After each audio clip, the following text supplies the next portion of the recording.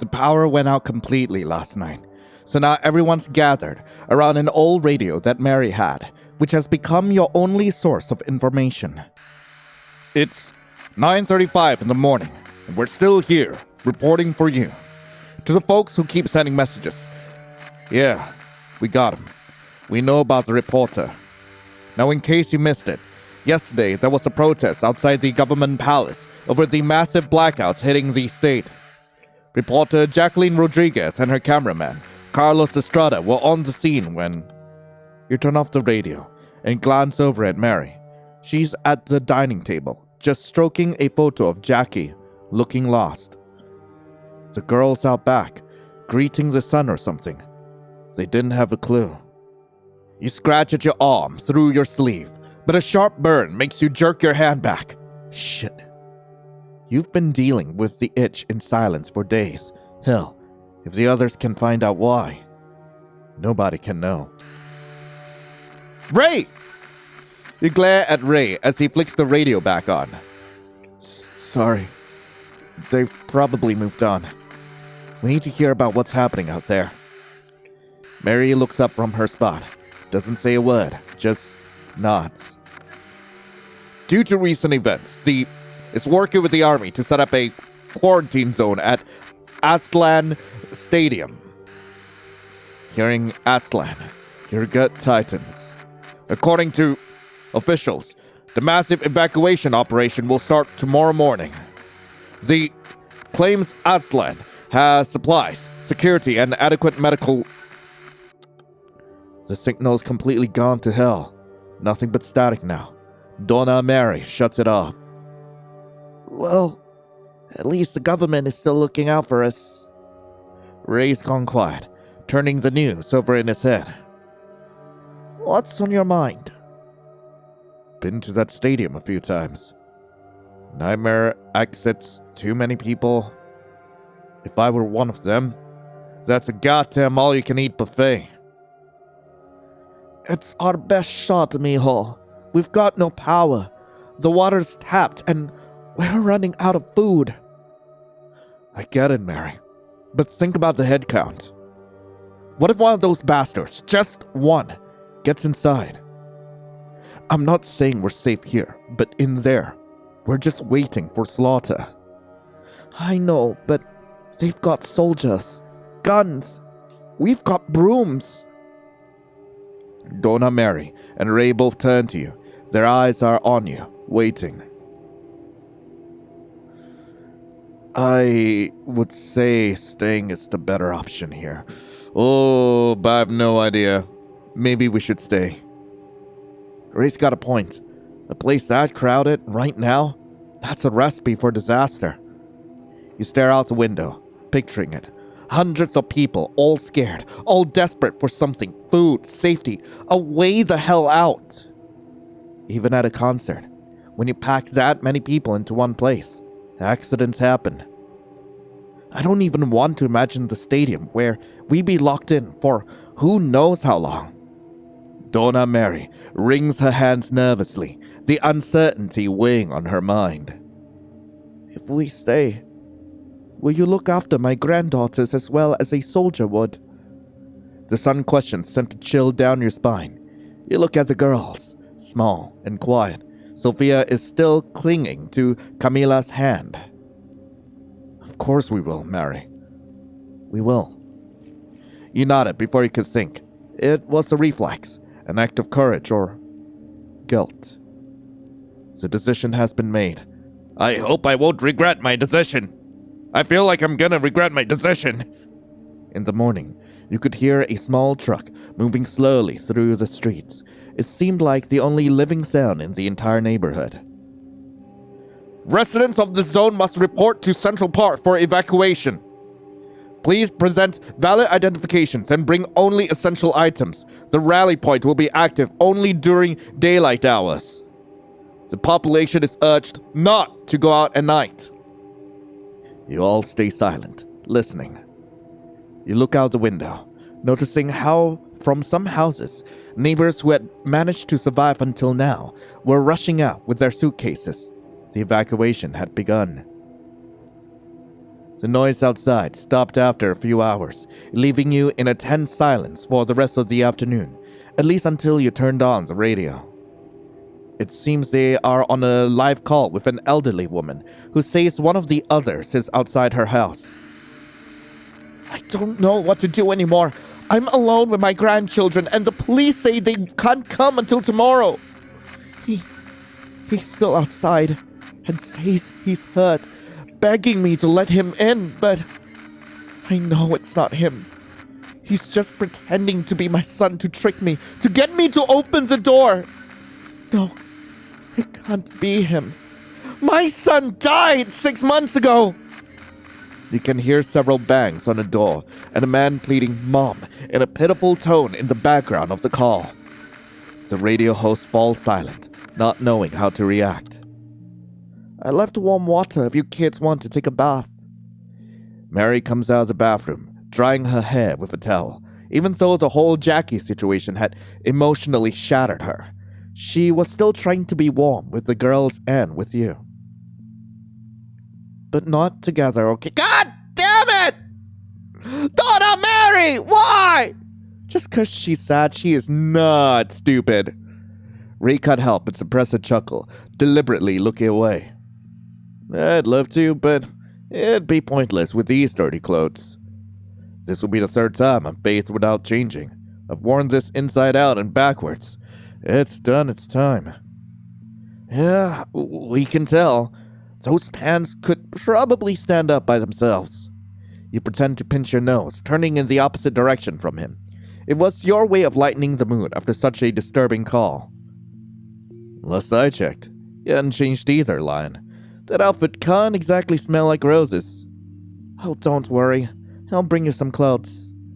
An old lady style wasn't exactly aesthetic for you, but with the smell of death you were carrying around, you had no right to say no.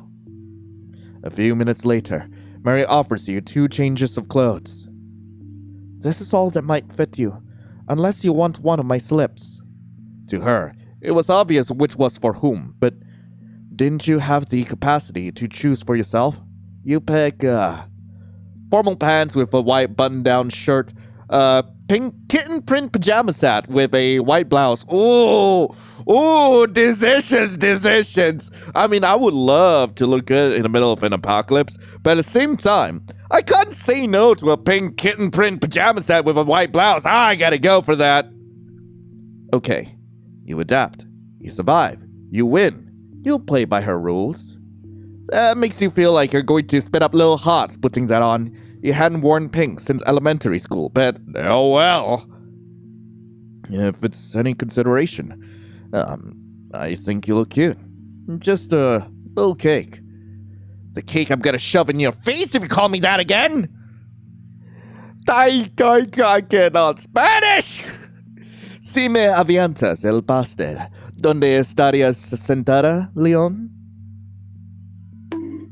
You give him a when did I get a cane? It's been so long I forgot what I had!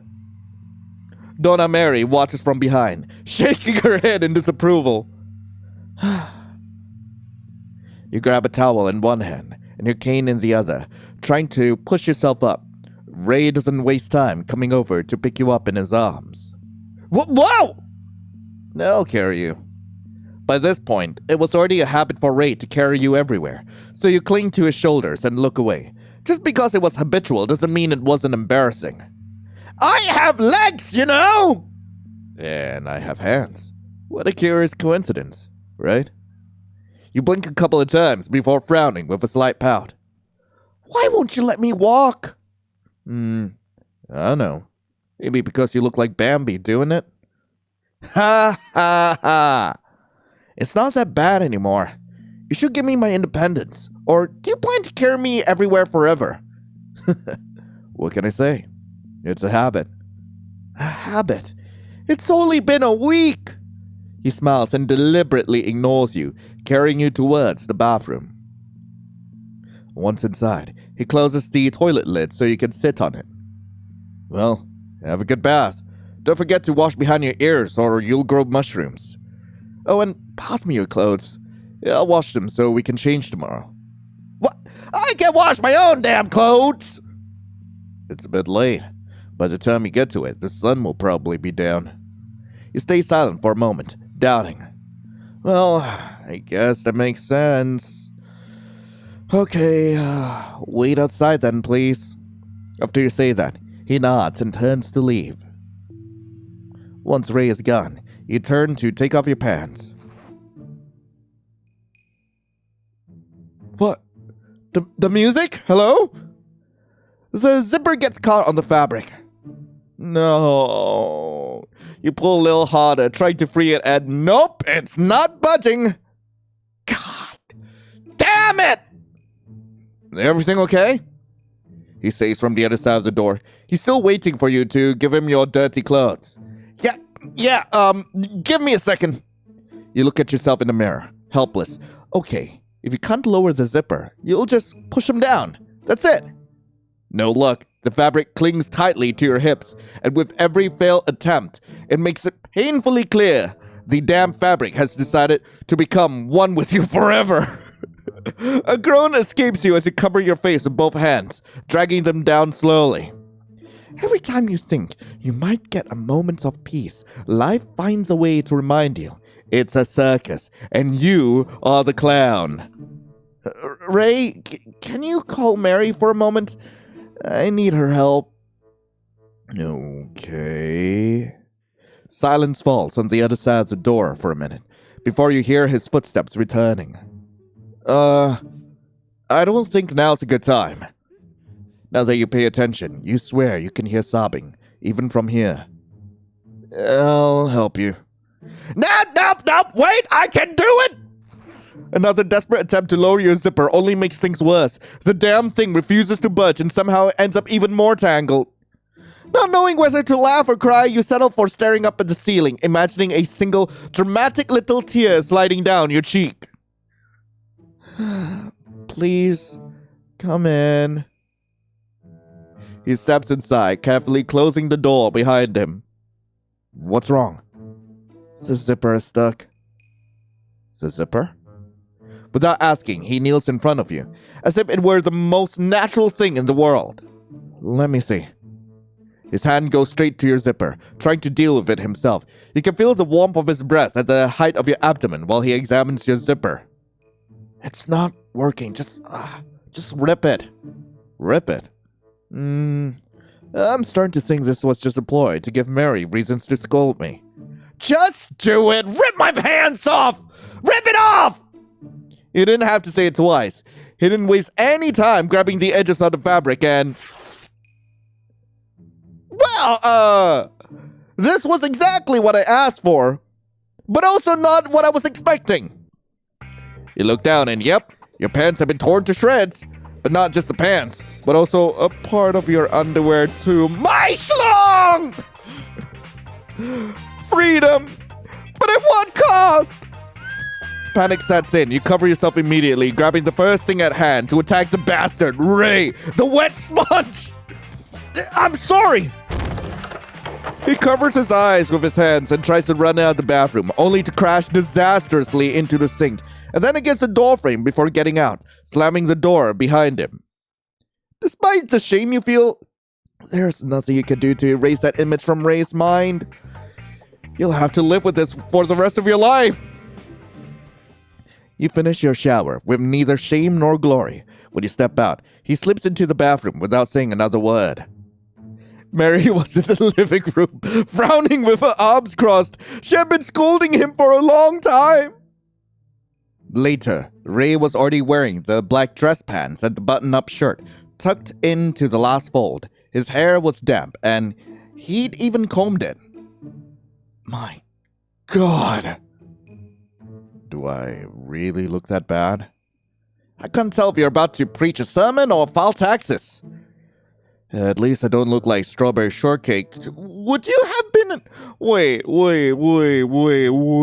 I need to know. Would he have changed into, like... Would he have changed into, like, the pink kitten print pajama set if I chose the formal pants? No one tells you how to live your life. Death to gender roles! Okay, skip through, skip it.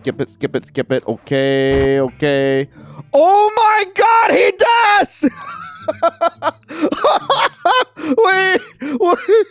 Oh my god, this is so good! Oh my god, okay. Oh, okay, let's see.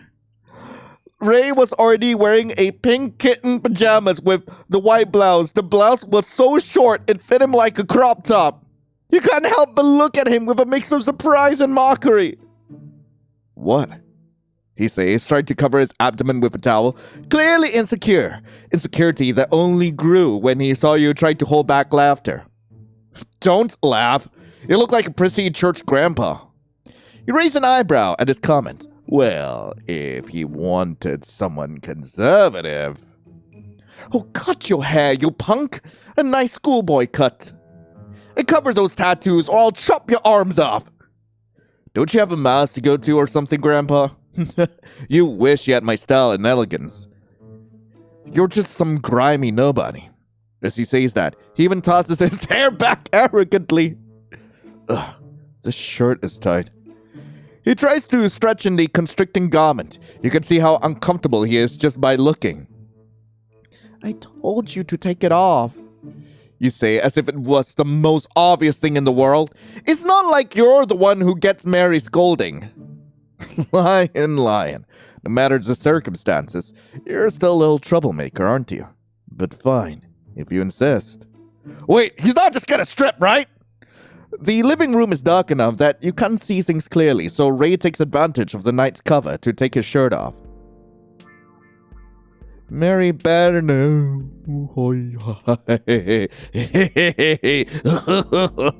Nipples.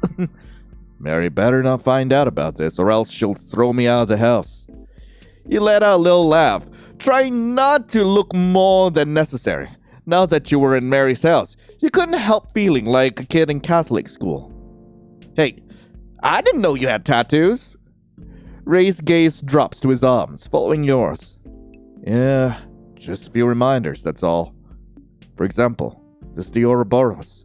It's a symbol that represents an infinite cycle. A reminder that nothing truly dies. It just transforms. After finishing his explanation, he looks back into your eyes, only to snort through his nose when he notices how intently you're staring at his pectorals. Like what you see. I love your nips! As soon as he says it, you sharply look away as if eye contact burned. Of course not, you jerk! You pervert! Hey, I'm not the one who was staring my chest, Lion. Have some decency, please. I'm shy. Now that the topic was on the table, I'm sorry. I didn't mean for that to happen in the bathroom. Mary scolded you because of me. That was my fault. I pulled the fabric too hard.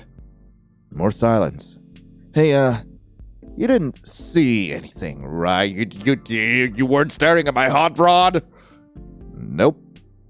Ray clears his throat a little before nervously adjusting the blanket to hide the tent that was threatening to form. You lying piece of shit! Go to sleep. You decide not to pay attention to whatever was forming at that moment. It's not the time for that. You need to focus on the situation, on the gravity of everything that's happening. Your mind wanders through various thoughts that come and go, stopping on one in particular. Do the others know how to speak? What do you say that? That woman on the radio. She said one of the others was outside her door, calling to her. I'm not really sure, actually, so it was a good thing she didn't let him in. Maybe it could have been someone pretending, and if they had bad intentions, an elderly person alone with kids wouldn't stand a chance. Times like these, even humans can turn into monsters. The certainty in which he said that sent a chill down your spine. We're no different from the woman on the call. Mary is already old and I can't walk. If something wanted to attack us, we wouldn't be able to defend ourselves. You have me. His words gave you a brief relief, A very, very brief one, because you start seriously thinking about the cruel situation you were in. About how weakness had become synonymous with death in less than a week, and as much as you hated to admit it, you were weak right now. Well, that's a line. A sound makes you open your eyes. You rub your eyelids before you can focus your vision, only to notice Ray, with Camilla's help, working on some kind of DIY project on the table. It's way too early for this. What are you guys doing? Camilla looks at you from her spot, smiling. And you? What are you doing awake? Rain woke me up earlier to ask for help. It's turning out awesome, right? Your gaze fixes on the improvised weapon the dynamite team is making. It's the ugliest, most poorly made spear you've ever seen. A screwdriver, a stick, duct tape, and apparently a whole lot of faith. Mary's right. We're running out of supplies. I'll have to go out to look for some if we don't want to die of hunger and thirst. I don't think there are any places open. Where are you going to get to that stuff? He lowers his gaze for a moment towards his spear, then shrugs. Well, around, he says, avoiding looking you in the eyes. I am going to go with him? I'll go with you. You try to get up and put weight on your knees, but the effort sends a sharp pain flooding through your limbs. It's useless. Damn it! We saw what happened last time you tried to overexert yourself. It's best if you stay here. It's okay. Don't worry. I'll take the bike. If things go bad, I'll just leave. I'm sorry I couldn't go out with you. Good luck. Thanks. Tell Mary I'll be back before sundown. He notices the doubt on your face, so he doesn't hesitate to come closer and stroke your cheek to comfort you. Don't worry. I promise. I'll be back.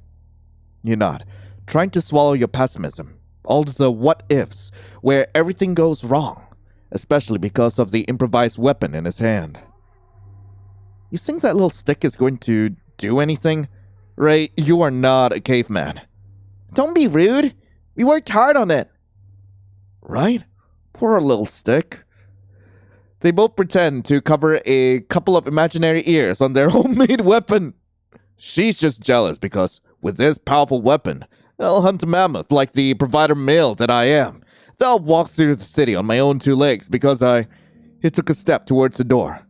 Can indeed. Another step. Walk. Oh, fuck you! And with that, he left the house. You stood there, frozen, cold, in shock. You couldn't believe the disrespect. Asshole!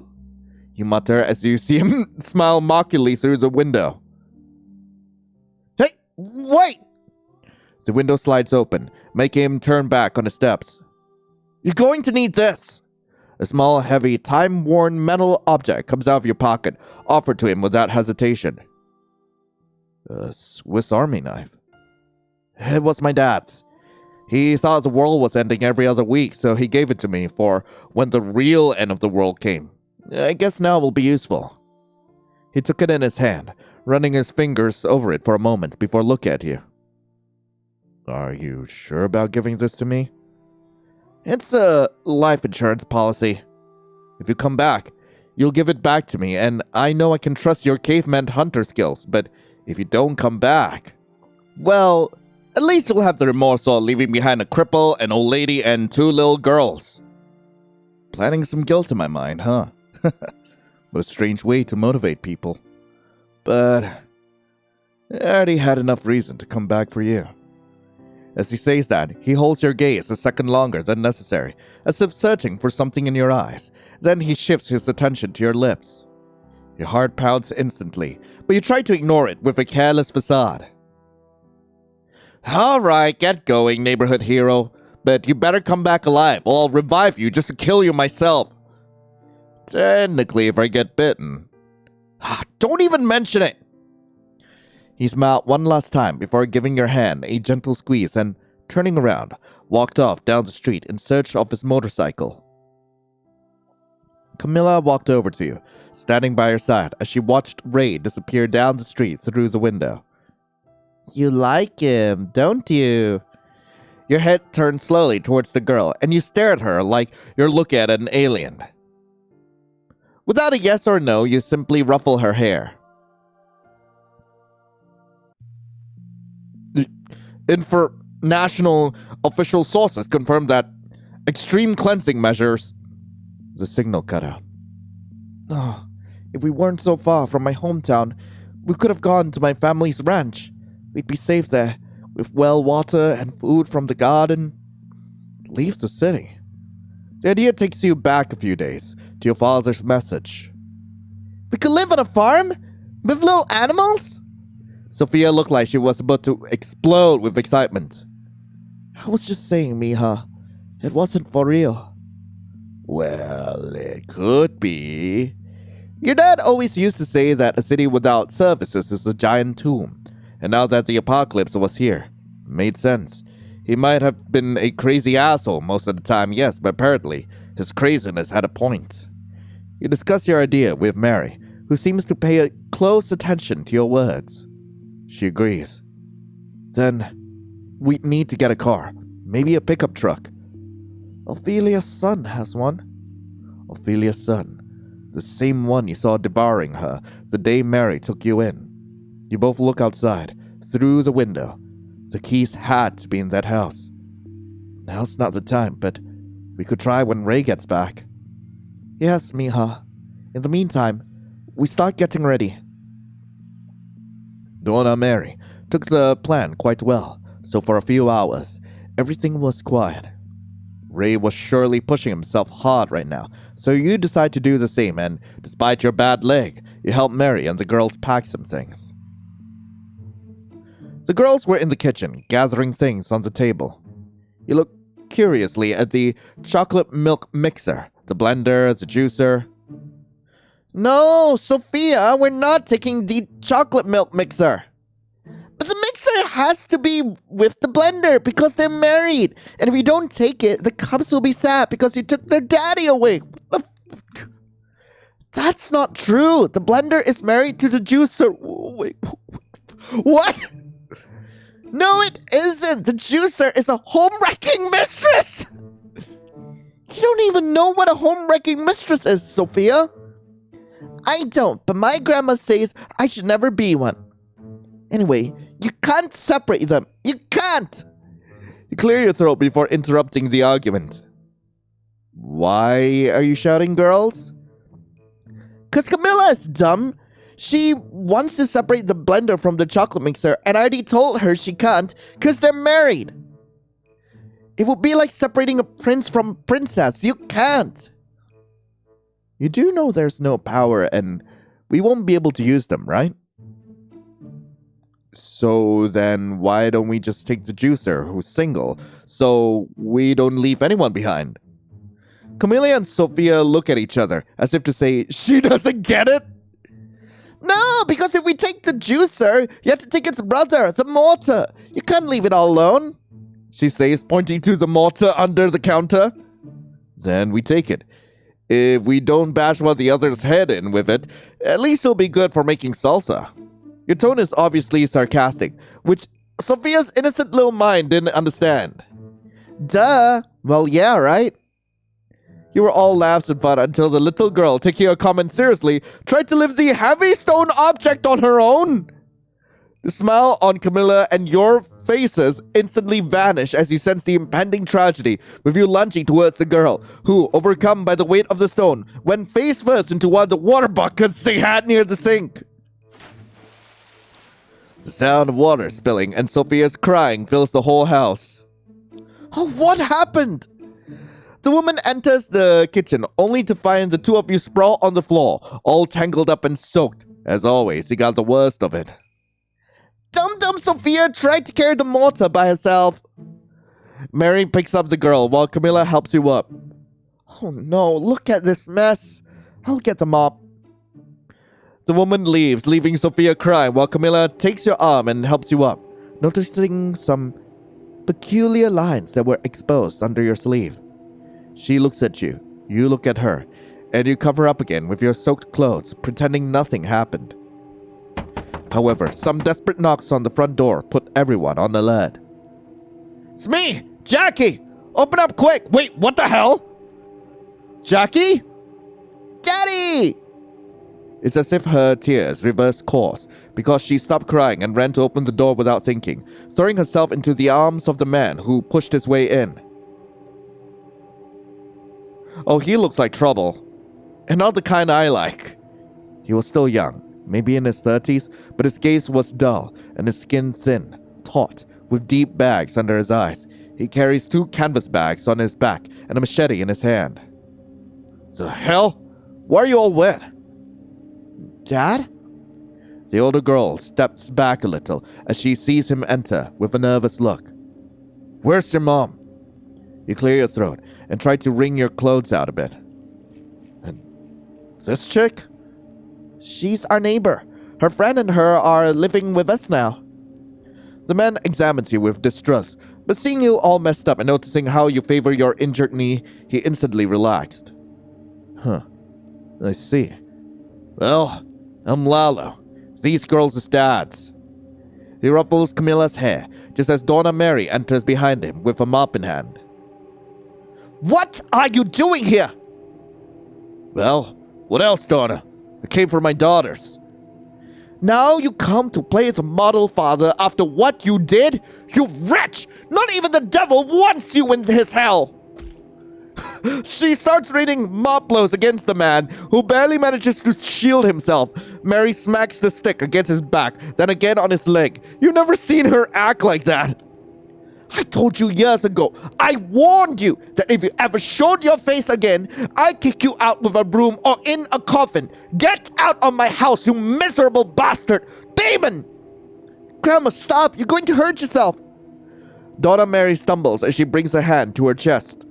For a second, it seems like she'll keep hitting him with one hand while clutching the furniture with the other, but her vision clouds and her legs give way. Oh, my chest! Luckily, the man managed to catch her before she fell. Dad, help me take her into the room. I'll bring her water for her pills right away. The man made Mary put her arm around him, and as they walked towards the woman's room, he turned to look at you. Hey girl, can you cook? The sudden question surprises you. Too many things had happened at once to process them all. Yeah. Of course. Oh, finally a real woman. Oh, get the fuck out of here! I was sick of eating instant noodles with beans. He sees it as if you're just another tool in his emergency kit. At the worst part, he smiles, satisfied. Camilla shoots you a nervous look, but says nothing. Cook me something with the stuff I brought. You don't know how to cook. Why do I have to do it? Would you like a beer while you wait, sir? Stay silent. I'm gonna be sarcastic. You have? What good service? I see that Sophia's, whole thing of not understanding sarcasm, came from her dad, unfortunately. God, I hate him. The guy takes the backpack off his back and tosses it to you without the slightest care before continuing on his way. You manage to catch it by pure luck, but the weight pulls your body forward and makes you stretch your bad knee, forcing out a silent tear. Did you come to help us, Daddy? Did you bring me candy? Says the little girl as they walk towards Mary's room. Oh my God, no, you're gonna die with your father, aren't you? Lalo looked at her for a second, serious. Then with a sigh, he reached into the back of his pants and pulled out a chocolate bar, deliberately ignoring her first question. Look, just for you, princess, but no sharing, okay? Oh, look, how kind of that bastard. Despite the spectacle between Mary and that man, hunger takes over and you begin to take out, one by one, the things Lalo had in his backpack. Canned food, instant soups, bottled water, a bottle of tequila, a big pack of cigarettes, a bunch of chips, condoms. It's hard not to judge where that man's priorities really lie. You start evaluating the ingredients at your disposal. Think about what to make. Nutritious revenge, homemade food. Unfortunately, I think homemade food would make the most sense, so yeah. You rummage through what Lalo brought, but it's all cans of junk food that will make the president of Mexico sad. Maybe with the things we had left in the pantry. Nothing useful as expected, but there is. A slightly wrinkled bag with floppy carrots, half an onion, a dry garlic clove, and, miracle of miracles, a chicken bouillon cube. Oh, thank God he brought rice. Everything gets combined carefully. Hands finally getting to work. Camilla sits on the counter, watching the whole process. My grandma also makes little soup when we get sick. No reply comes, but a small smile sneaks in as the steaming broth is stirred. In the end, you serve 4 warm plates that smell much better than they had any right to. Donna Mary had been asleep since the morning incident, so once everyone finished eating, the girls joined her for a nap. The man doesn't even thank you, but he gives you a strange look. I'm gonna hate this man, aren't I? Sundown arrived sooner than expected, and Ray still isn't back. Lalo started listening to the radio, while you, worried, keep looking out the living room window, hoping to see the motorcycle appear from around the corner. Your buddy's not back? Did he go looking for food? Yeah. Let's hope he gets back before they evacuate us. Maybe they'll treat us nice for being Jackie's family, huh? Evacuate us? You can't help but stifle a laugh. Poor fool. So that's why he showed up. You're a bit late. They already evacuated this neighborhood.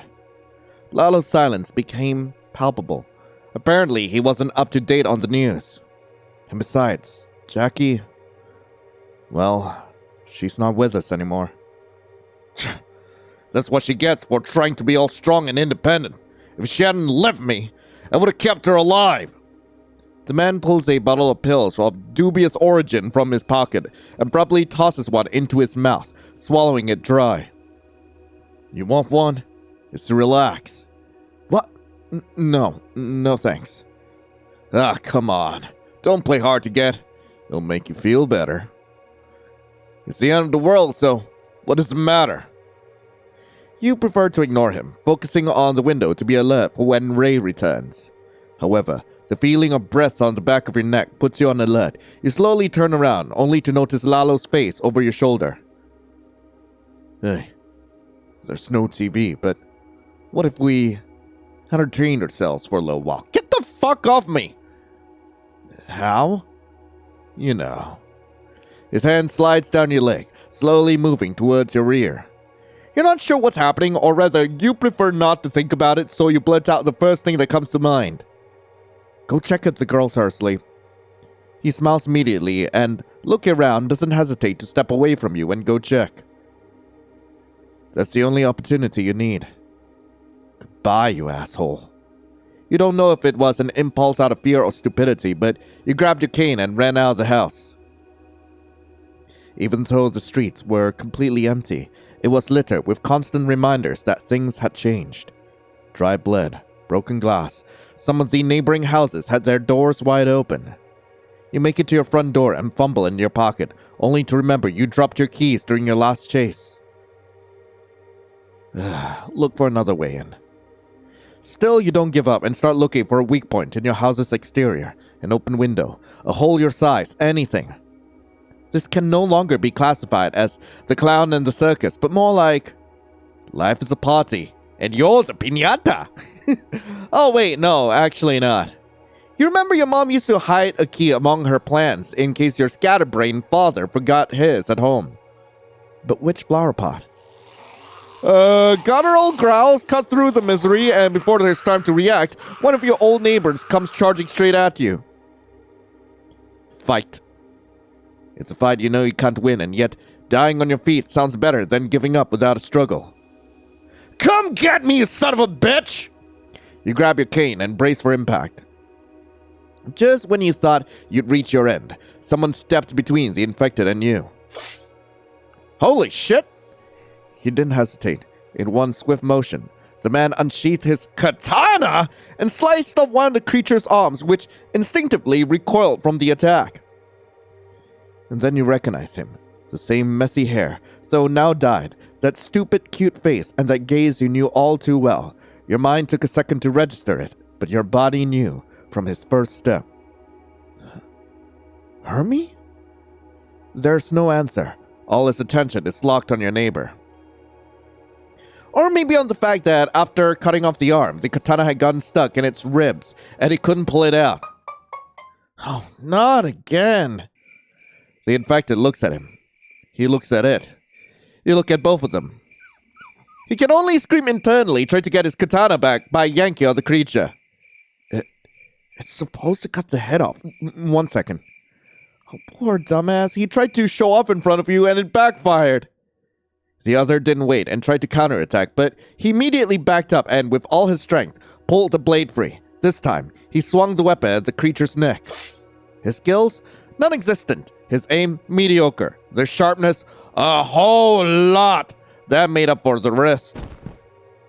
Your neighbor's head rolls to the other side of the street, while its body falls to the ground. Hey, lion. You really shouldn't be outside. Good thing I came looking for you, or else you'd be bitten. Flashbacks flood you immediately. All those nights on video calls, the online games, the 3 a.m. chats. The first time you met in person, your shared dreams, the day you decided to start a band. The day you were going to have your first gig. You close your eyes and look away, trying to suppress the knot forming in your throat. I'm glad you're here. How did you know where I live? Thanks, I guess. Do I want to be suspicious or be glad? Suspicious, glad. Suspicious, glad. I will be glad. With the whole shitty situation with Lalo and the infected, finding another human being was a win, even if it was him. You're actually the last person I expected to run into all this, but thanks for coming for me. Hearing you say that, Hermes' eyes instantly light up. Hey, it's nothing. That's what friends are for, right? You raise an eyebrow. Don't push your luck. Sorry. Didn't you live in another state? The simple question made him tense up, trying to maintain a smile even though he felt like a deer in headlights. Yeah. The company I worked for offered me a position in the city, right before everything went to hell. I don't know anyone else here besides you, so well, I decided to try my luck and good thing I did. Got here just in time. By that point, your neighbor's head had stopped moving. Looks like it's an apocalypse for us to see each other again, huh? He joked, though it was clear from the seriousness on your face that you didn't find it funny. Anyway, what are you doing out here? Long story. You leaned against the wall, bringing Hermie up to speed on everything that's happened, starting with you and a guy named Ray losing the keys while running from Donna Ophelia's killers. Ray? The interruption came quietly, his eyes lowering to the ground with a hint of sadness. Do you know him? He shakes his head, returning his gaze to you. I had a friend named that. He died recently. It's not a common name for me, so, well, wasn't expecting to hear it again. You look at him with intrigue, trying to guess what was going on in his head. Was it because of the earthquakes or the others? He seems to notice your doubt, so he decides to just say it. Yeah, it wasn't that recent. Don't worry. So, I'm sure that bastard would have loved to die that way, smashing those things' heads in with his guitar. Very rock star of him, but that's what he was. Did you ever heard of Self-Hexed? He was the lead guitarist. Actually, no. That's a shame. You probably would have liked his music. Anyway, what happened with you and this Ray guy after that? You pick up your story after where you left off. When you mentioned the situation with Lalo, you can notice his anger from the way he's clenching his fist. That asshole, he says, tightening his grip on his sword's hilt. That's a real weapon, not like Ray's sorry little stick. Where did you get that thing? Can't you see my hair and clothes? I'm the anime protagonist. You can't help but roll your eyes instantly. Also, okay, that one did make you laugh. He took that as a small victory. Remember, I've always been a filthy otaku. Obviously, I had to have a katana hanging in my room as soon as I had a paycheck. Spent like 3 paychecks on it, but it was worth every damn cent. His gaze drifts to the sky. It's still not that late, but despite the clouds, it's clear the sun is starting to go down. So, no sign of the keys? I know my mom left a key around here somewhere, but I'm not sure where, and it's getting too late to look. Hate to say it, but I think we'll have to go back to my neighbor's house until my friend gets back. A little smile immediately spreads across his face. Great. That way I can have a little chat with this Lalo guy. Camilla opens the door for you, while Hermie offers you his arm, guiding you to one of the sofas so you can stretch your leg with relief. What happened? Why did you leave?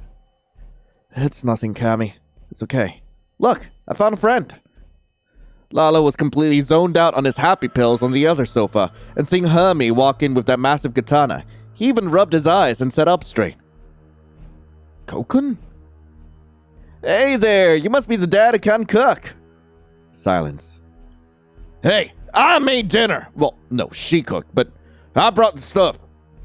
I did my part as the provider, and she did hers as the housewife, like it should be. Provider? Man. You think we're in the Middle Ages? Make a girl cook when she's injured? That's why I wanted to help her, but she left. Lalo got up and went straight for you, putting his hands on you before you could even react. Why the fuck? You let out a choked scream, digging your nails into the sofa fabric. Your kneecap has popped back into place, but at what cost? Hermie doesn't hesitate, shoving him away from you and pointing the tip of the katana at his neck. Lalo gulps at the sudden threat, raising his hands while you writhe in pain. Camilla didn't hesitate to come to your side, trying to figure out how to even help you, though she didn't know how. You hurt her! That's fine. I'll fix her up. I'm a bone setter. He said it as if explaining to Hermie, trying to calm the situation a bit since he could feel the blade just barely breaking his skin. Now he was calm, submissive, docile like a little dog. My buddy was always dislocating stuff. You learn over the years. The sun hadn't fully set below the horizon yet, but the sound of hurried footsteps outside had already begun. This is when they start coming out. Buddy, you should really stop making noise, or else they're gonna eat us all. Hermie never stopped aiming at him, staying in a silent staring contest with the man. He only broke eye contact when he heard the noises outside the house, glancing at you out the corner of his eye before sheathing his sword. The brown-haired man didn't waste any time grabbing his machete and going to barricade himself in the girls' rooms. Camilla, swallowing nervously, approached you and Hermie. Are you okay? How are you? Me? The question made her think for a moment, as questions like that weren't usual for her. Well, I'm happy you came back. The girl looks down at her little hands. There's something important she needs to tell you. Lion, my grandma's really sick. She has a heart condition and she's run out of pills. Run out how? She had an appointment to get more on the day of the earthquake, but we didn't make it. The little girl's eyes filled with tears, to which Hermie reacted by giving her a few gentle pats on the shoulder. Yeah, don't worry, kid. Do you know which ones they are? Your dad and I can go get the medicine tomorrow. The scene instantly brings Ray to your mind. He said he'd be back before sundown, but he didn't come back after all. The next morning arrived, and for better or worse, Lalo was the first one up. He walked sleepily towards the kitchen, which opened right onto the backyard, scratching his belly contentedly, completely at ease. That's when he heard something strange. Through the glass, he couldn't see anything. So curious, he slowly opened the door, pushing it with his fingers as he peeked his head outside. And then he saw it. Ah! Oh, you idiot! The white-haired man and you jolt upright, seeing Lalo wrestling with an infected in the kitchen doorway. Hermes lunges like a beast instantly, unsheathing his sword. Thanks, he said, swallowing hard, still feeling the adrenaline at its peak. They must have been attracted by last night's argument. Are you saying it's my fault? I'm just saying. They wouldn't have another reason to get in if they didn't know someone was inside. It was your friend who started screaming. What about me? Soft sobs broke the tension. The girls were standing in the living room, with Camilla hugging her little sister tightly, while the younger one kept her little hands clasped together, Both little bodies are trembling. Oh my god. They should keep their innocence. You get up from the sofa and take your blanket, decide to cover the scene, making a sort of tent to hide the view from the little ones. Cami, Sophie, how about you go draw for a little while?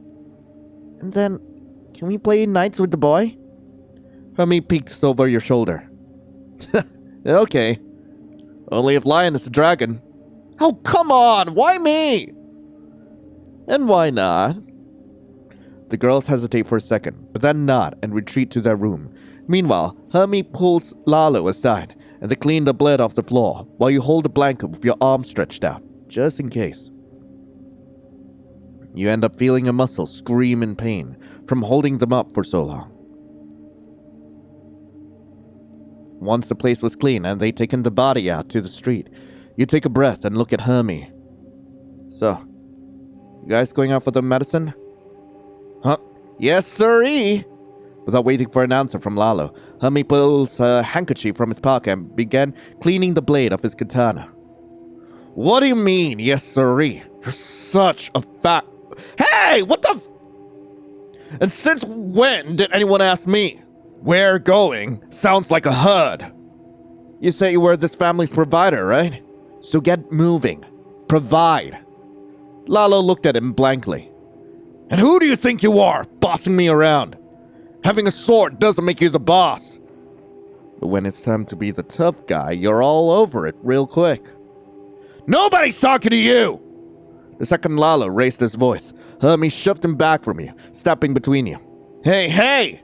Don't yell at her, you idiot! That's just how I talk! They look ready to throw down when Sophia's voice cut through. Why are you fighting? Both guys froze mid-swing, seeing the little girl staring with her big worried eyes. They backed off. Oh, sweetie, we just told your dad we should go get the medicine for your grandma, but he doesn't want to go, he said, laying the sad tone on thick, even fake pouting. Sophia covered her mouth in horror, looking at Lalo. Daddy, but you have to go or Grandma's gonna die. I don't want her to die. Lalo had to swallow his rage, seeing Hermes' smug grin. He knelt to Sophia's height. No, mija. They got it wrong. I'm going. They just haven't told me what to get. Well, according to the other girl, Camilla, right? The girl smiled and nodded. We need losartan, isosorbide, and also warfarin.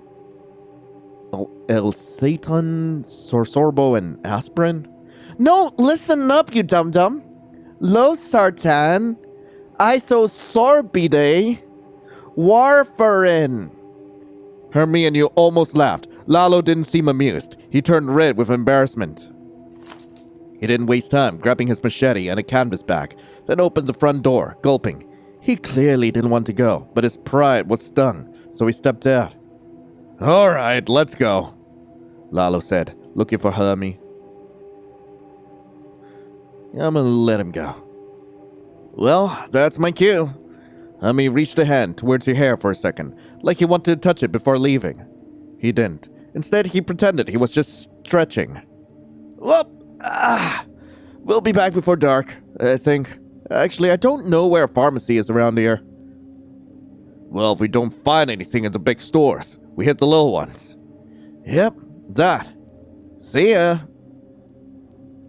You heard footsteps behind you, and you turned to see Camilla peeking from the bedroom hallway. Lion, my grandma wants to talk to you. Why didn't you tell us you were sick, Mary? My valve was gonna give out sooner or later anyway. Just didn't think it'd be this soon. Now I'm just dead weight. You could never be a burden. Don't say that. You could never be dead weight. You really mean that, dear? The girls need you. And what would Jackie say seeing you like this? She wants me to keep living. No kid wants to watch their parent die. Mary held back tears, nodding. The woman adjusts herself, her head resting on a worn-out pillow. Camilla and Sophia are beside her, coloring something in a notebook. Girls, go to your room and play for a little while. You don't want us here, Grandma? Oh, it's not that. We're going to talk about grown-up things." The girls, with their crayons scattered all over the bed, looked at each other and, understanding the seriousness, gathered everything before leaving.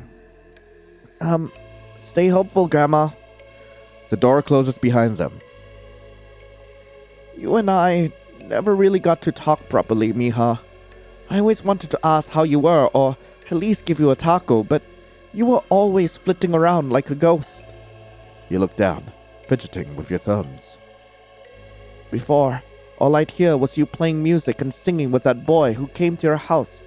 My Jackie said you sounded like an angel. Why did you stop shining, my girl?" "Now's not the time to worry about that, Mary." Mary just looks down at your arms. At first, you don't understand why. Then you follow her gaze and realize one of your sleeves has ridden up a bit. "What is that?" You cover your arm automatically. "That's nothing." You're lying. The woman just looks at you and reaches for your sleeve, not to pull it up, but to stroke your arm over the fabric. "It's okay. I know what it is. Camilla told me what she saw, and I already had my suspicions. Donna Ophelia told me something. I don't want to talk about that. It's okay, just listen to me. If anything happens to me, remember what you and the long-haired boy promised me. Don't leave my girls with Lalo. He's a bad man.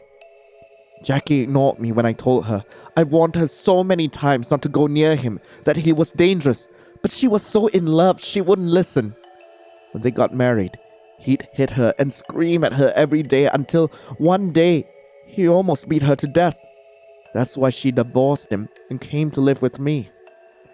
She didn't even last a month here. After all she went through, she ended up running away, even from me and the girls, because they reminded her of him. Imagine, 2 innocent babies. My Sophie wasn't even a year old." You can see tears running down the old woman's face as she tries to wipe them up with the back of her trembling hand. "Since then, I've been taking care of them alone with the little pension my husband left. It wasn't much, but it was enough to buy them things, keep them well, take them to school." Your gaze drifts to the notebook where the girl was coloring. Those childish lines drawing a little family. "I know you're all doing everything to get my medicine, and I'm grateful, dear. I'm sure I'll be able to live a few more months thanks to you. It's just, I also know sooner or later, my heart is going to give out, and my girls will be left in this cruel world. So please, please promise me you'll look after them." "I promise." You can't help but feel pity for her. You always saw her as the cheerful and, yes, a little nosy grandma of the block. Your mind can't wrap around the fact that something like that was happening behind her door, and that she's been facing this alone all this time. Just like you. Don't worry anymore, Mary. We'll take good care of your granddaughters. I promise. You take the woman's hand in yours, gripping it firmly. She smiles and squeezes back with the strength she has left. "Thank you, Mija. Even though you always hid from me, I always knew you were a good person." A metallic screech echoes from the living room. Your muscles tense instantly, your heart jumping into your throat. What was that? The door. You don't think twice. You stand up awkwardly, leaning on your cane and hurrying towards the entrance. Once you get there, you realize nothing. The door is closed and the girls are in their room. What the hell? I'm sure I heard something. You limp to the living room and look around, seeing no trace of the man. Part of you is relieved that jerk seems to have left. Your steps take you to the window as a sigh floods your being.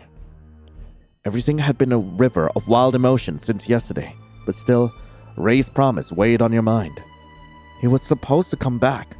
Even if it wasn't yesterday, he'd come back. While you were zoned out, a pair of hungry eyes were locked on you from the bathroom door, his expression unreadable. Hey there, darling. How you holding up? You jump at his voice, watching him hobble towards you. Who knows when he snuck back in? Hermes was nowhere in sight. It was a little rough yesterday, but I was just trying to help. Bet you're all messed up from running from those freaks, huh? Why are you walking like that? You ask, taking a couple steps back as he gets closer. Like I said, I twisted it a little earlier, but I rubbed it out already. I'm good. The sweat on his forehead and his blown out pupils say otherwise. Seriously, I could help you out if you want. You saw with your knee. I know my stuff. I reject him. Get the hell away from me, you nasty pig! There's something about him that seems deeper, as if he's not used to being rejected. And you had rejected him more than once. Come here, you little bitch! The beast didn't hesitate to grab you by the hair and drag you towards the sofa, trying to force you to submit. You spin around as fast as you can and sink your teeth into his hand, biting down so hard you taste his blood in your mouth. Oh yeah? Think you're tough? He returns the favor, biting down hard on your shoulder. He's had enough of you, so his hands quickly move to grip your neck tightly. Air starts to become scarce in your lungs, so you can only flail uselessly, trying to break free from his grip in vain. One of those freaks bit me because of you! He snarls with rage, tightening his fists even more. But I ain't going down alone. You and me are going to hell together. Oh, come on! Gah! Turn back time. Pair of hungry eyes. Wait. I have no choice here. What do you mean? Okay, apparently I've got no choice but to let him help me. You hated to admit it, but ever since Lalo popped your knee back, you could walk better. Still, something about him seems off to you, especially since you don't know where Hermie is. Without even waiting for a response, he puts his hands on your neck. Alright, just relax. Crack! A shiver runs down your spine, and you feel relief. Oh, damn! Lalo laughs. See? Told you. His proud tone hangs in the air as his hands keeps moving up your back, over your shoulders with that cold, calculated touch. One more move, another crack, then another and another. And then, one of his hands moves somewhere it shouldn't. Why the fuck? The relief you felt starts to twist into something darker because you realize what's happening. I knew you'd come if I opened that door. The tone in his voice isn't playful anymore. He grabs your shirt and pulls so hard, it's reduced to rags in seconds, revealing your arms, covered in half-healed wounds. Lalo tries to shove you against the sofa, but you already, in fight-or-flight mode, get up and grab the first thing at hand, which happened to be the machete he brought with him when he arrived. The hell do you think you're doing? He lunges at you without thinking, wrestling you for the machete. The weapon ends up clattering to the floor, while you stay on your feet as best as you can. Camilla and Sophia come out of the room hearing the screams, their eyes widen in horror at the scene. Daddy, no! Leave her alone! She tries to pull him off you with her little hands, but Lalo reacts instantly and shoves her away. She falls to the floor, holding her face in tears. Get the hell out of here! Don't hit her! The older girl, still hurting, grabs the cane you've been carrying and runs at you both, hitting him with all her strength. He grunts in pain, turning towards Camilla as you take the chance to jump on his back, digging your nails into his face. Camilla, go! Stay in the sunlight and get help! She shakes her head, terrified. She doesn't want to leave you alone, but you can only scream again. Run! The girl, trembling, backs away a little and looks towards the door, then glances back when she hears Sophia crying. She grabs her little sister's hand and runs to the bedroom, sitting her on the bed and covering her little ears. What's happening, sweetie? Camilla shakes her head. There's no time to explain. Stay here, okay? No matter what you hear, don't come out. I'm scared. Camilla wipes Sophia's little face and hugs her, holding her tight. I know. Me too. And still, she ran out, closing the bedroom door and rushing past you both before bolting out of the house. Lalo turns his attention back to you, slamming your head against the wall to throw you off. Then he grabs your neck again, hard. Because of you, idiots, I got bitten! You think I'm just gonna die like that after how you left me yesterday? After how you treated me? Air starts to feel scarce in your lungs, so you can only flail uselessly, trying to break free from his grip in vain. Tick! Lalo's body jerks like he's been plugged into a socket for a moment, though he doesn't let go completely. Donna Mary is there, trembling, barely staying on her feet, the taser sparking in her hand before the battery dies. Her face is red, her breathing ragged, and still, she doesn't give up. Let's go, mija! The woman uses Lalo's moment of confusion to pull him off of you. You, gasping for air, try to crawl away from him and get up as fast as you can. However, he quickly latches onto your leg with all his strength to stop you. Ah! A sharp pain makes you look down in horror. Lalo has bitten you! His laugh, dripping with your blood, fills the room. If I'm going to die, you're coming with me, bitch! Let her go, you demon! You meddling old hag! The man grabs her too, pulling her down to the floor with him. They both roll across the living room in a clumsy but fierce struggle until Lalo's arm hits something hard on the ground. The machete. No. A hot lurch is seeing it there. Do it! You hear a voice. It's you. Your own mind. But different. Monsters like him don't deserve to live. It's him or you. Do it! Yeah! You rush forward. Take it in your trembling fingers and you look at Lalo. You close your eyes. Nice! When you open your eyes again, you realize you're standing, breathing heavily, your body shaking. In front of you, the man lies on the floor, trying to crawl away from you. His eyes reflect a terror you've never seen in him before. He vomits, his guts back onto the floor, along with some black substance. A monster! Seeing him like that makes a smile spread across your face, one that even gives you chills. Still, your body, which seemed to have a mind of its own, walks towards him and raises the machete once more. You created me. Grandma, no! The girl's piercing scream snaps you out of the trance, making you turn around. Mary's on the floor, choking in a pool of her own blood. It takes you several seconds to understand. You had attacked her too. No! The woman stopped moving, and when you realized what you'd done, you yourself froze because of your actions. I didn't mean to. The machete drops from your hands, and you look at Sophia, who's wailing from the bedroom doorway. You try to hurry towards her, but the little girl, terrified, runs out of the house, leaving the door wide open behind her. Are you telling me I shouldn't have listened to the voices in my head? It seemed like a good idea in the last episode! You try to go after her, limping. You don't catch her.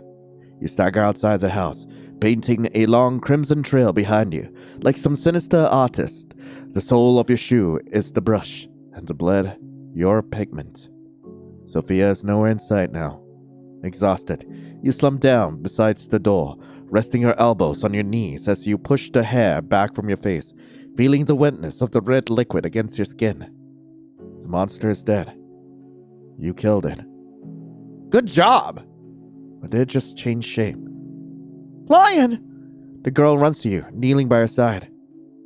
Behind her came a frantic Ray and a bruised Hermie.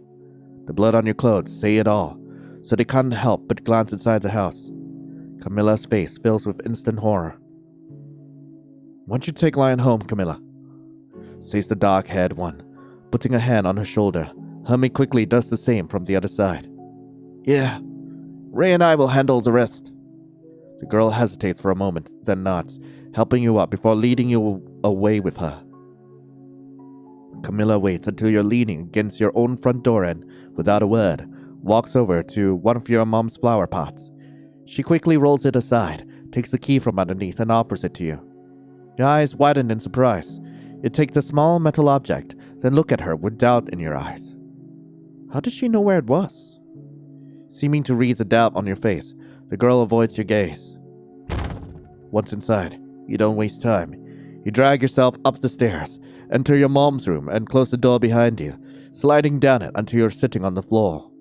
There, finally feeling safe, you look down at the bleeding bite on your ankle. It's there. It's real. Fear instantly floods you, and you hug your knees tightly, burying your face in them. You're going to die. You're going to die. You're going to die. Let me guess, it's gonna be a chance to roll back time? It's not? Wait a minute! Which ending? Do I want to roll it back? Like, maybe, do I want to resist the impulse? Or do I give in to my temptations and actually just roll with the punches? I resist it. You tried to lunge to get away from him. It's too late. Lalo already had it in his hand. Mary! The metallic sound fills the air and, as if everything were in slow motion, you see Mary turning towards you with horror in her eyes before... The machete sinks into the woman's shoulder. Mary jolts, but still tries to hit him with her hands before another blow comes down. He raises the machete again and drives it into her once more. Then another, and another. Grandma, no! Not this shit again! The girl's piercing scream floods the house. Mary wasn't moving anymore, and when Lalo realized what he had done, he himself seemed to be in shock at his own actions. I didn't mean to! You shove him with all your strength and kneel beside Donna Mary's body, trembling. The man drops the weapon, shaking, then looks at Sophia, who is wailing from the bedroom doorway. He tries to hurry towards her, but the little girl, terrified, runs out of the house, leaving the door wide open behind her. The monster tries to go after the little one. You can't stop looking at the pool of blood spreading wider and wider under Mary's body. No tears. You don't hear the screams. There's only a deep, overwhelming silence, one that swallows you and pulls you away from everything. Mary, despite everything, still seems to have a sliver of consciousness and tries to lift her hand towards your face. She can't do it. Your hands find hers and bring it to your face. The sensation is fleeting and fades, as if you're watching everything from the outside, unable to control any of it. No, I couldn't reach her. The monster gasps from the doorway. This is all your fault! You made me do it, you bitch! I'm starting to regret the previous round a lot less! The man quickly charges back into the house, lunging at you in a burst of erratic violence. You try to cover yourself as best as you can, but it's useless. You can't handle it all at once. Why make me feel bad for getting rid of the problem? If this is so much worse! The sound of a motorcycle engine flooded the scene, and before you knew it, the door flew open and Ray burst into the living room. You saw Mary's body, and you with your clothes torn. He didn't need more. You motherfucker! Lalo barely had time to turn when the first punch split his eyebrow open. He fell to the floor with Ray pouncing on top of him. You think you're a man treating a woman like that, you filthy pig? Every punch was a dull thud against flesh, an echo of the fear you couldn't put into words. Lalo tried to cover up, mumbling something through his teeth. Ray had no interest in listening. The dark-haired one stopped, breathing heavily. His knuckles are split, and his face is stained with drops he didn't know were sweat, tears, or Lalo's blood. The terrified Camilla, along with Hermie, comes in through the door, staring at the scene in horror. Grandma. Hermie, right? Ray growled, glancing sideways at the white-haired guy. Take Lion and get out. What? Get out! Hermie responded instantly, taking her hand and leading you away. The look in Ray's eyes at that moment said it all. He wanted blood. He wanted revenge. Hey, Ray. Ray doesn't answer, but he glances at you out the corner of his eye. Make him suffer, you whisper before leaving the scene. Ray responds immediately with a faint, crooked smile upon hearing it. Then, he reached into his pocket and pulled out the Swiss Army knife you had given him. I shouldn't have left him alone. I'm sorry. I'm so sorry. Lalo's groans suddenly became louder. He seemed to be coming to. Ray got close to him immediately. And you fucking piece of shit. Did you really think you'd get away with it? He spit straight into his face, his gaze filled with pure contempt. Spineless fucks like you make me sick. rats pretending to be lions. You're always the first to turn into monsters, when in reality, you're just insecure idiots who grab onto power the moment anger gives you an excuse. But you made a mistake. You messed with my woman. And as long as I'm breathing, I won't let anyone hurt her without paying the price. Lalo tried uselessly to push him off. Ray's grip was like a predator's claws digging into its prey. Oh shit. Nice. I didn't read that. What did that say? This is what happens for daring to touch what doesn't belong to you. Camilla waits until you're leaning against your own front door and, without a word, walks over to one of your mom's flower pots. She quickly rolls it aside, takes the key from underneath, and offers it to you. Your eyes widen in surprise. You take the small metal object, then look at her with doubt in your eyes. How does she know where it was? Seeming to read the doubt on your face, the girl avoids your gaze. Wait, again, how does she know? You don't waste time, you drag yourself up the stairs into your mom's room and close the door behind you, sliding down it until you're sitting on the floor. You finally feel safe. You look down at the bleeding bite on your ankle. It's there. It's real. Fear instantly floods you, and you hug your knees tightly, burying your face in them. Oh, I'm still going to die. I'm still going to die. I am still going to die, but in red. Oh my god. So, I guess that's the end of that.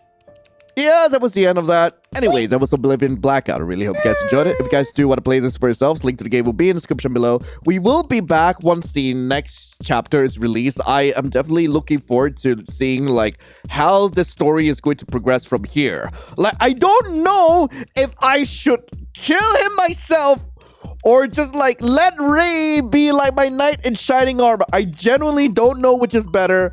Like, on one hand, like, it sucks that Ray has to be our knight in shining armor, and the other choice is just apparently make everyone disappointed in my existence. Why? But anyway, thank you all so much for watching. Hope you all have a lovely rest of the day, and as always, I'll be seeing you in the next video.